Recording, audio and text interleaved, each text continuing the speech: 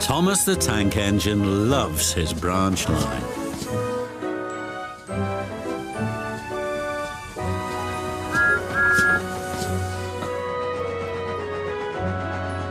One day, when he stopped at a small station, some children looked sad.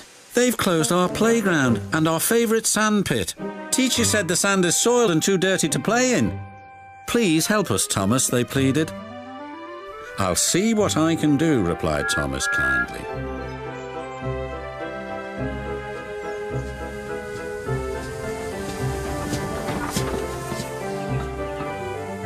Thomas hoped things weren't quite as bad as the children had made them out to be. But as he passed their playground, a large sign read, "Playground closed until further notice."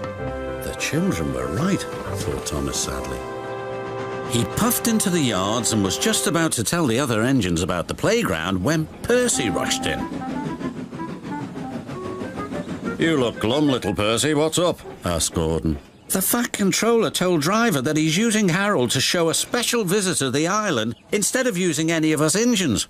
"Despicable," said Gordon. "Disgusting," snorted Henry. "Engines are meant to take special visitors round our island, not that whirlybird thing," James exclaimed.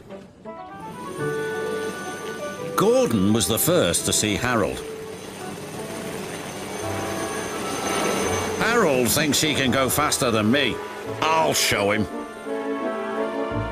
Next, it was Henry's turn. "The Fat Controller has chosen Harold because he thinks he's more important than me. Well, he's not. Harold can't fly through tunnels."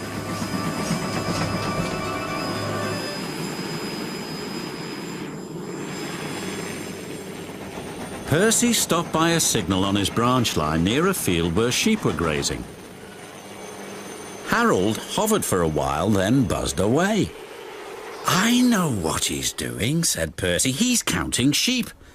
And he puffed along his line, feeling much better about things.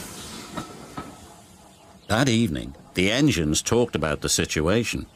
"Harold wants to get rid of us," said Gordon grimly. "He doesn't need tunnels," added Henry. "Don't worry, he's just counting sheep," said Percy. "Counting sheep? Pah!" snorted Gordon. "He's counting how many engines he can get rid of. He'll see how useful I am tomorrow." Thomas wanted to mention the children's playground, but solving the mystery of Harold and a special visitor came first. The next day, Gordon was travelling to collect his train.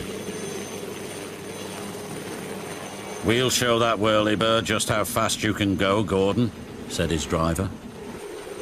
Because they were watching Harold, they missed a signal and went onto the wrong line. Gordon was travelling to trouble. Ahead was a tunnel under repair. His driver reduced steam and braked hard.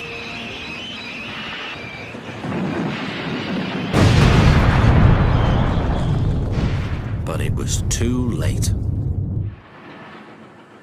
Later, Thomas pulled Gordon clear with the breakdown train.